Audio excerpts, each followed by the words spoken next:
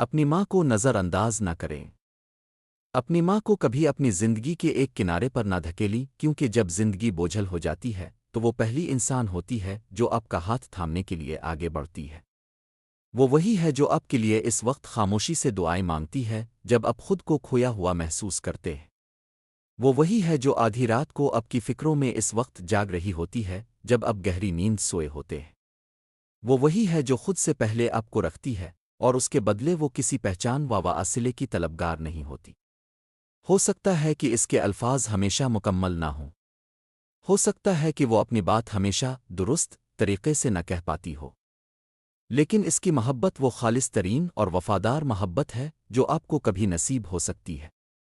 آج اسے فون کریں، آج اسے گلے لگائیں، آج کوئی میٹھی بات کریں۔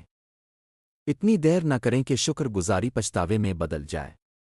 مائیں ہمیشہ ساتھ نہیں رہتی، لیکن ان کی محبت کے نشانات ہماری پوری زندگی پر نقش رہ جاتے ہیں۔ اپنی ماں کا خیال رکھیں، کیونکہ جب باقی سب کچھ غیر یقینی محسوس ہوگا وہ تب بھی آپ کے ساتھ کھڑی ہوگی۔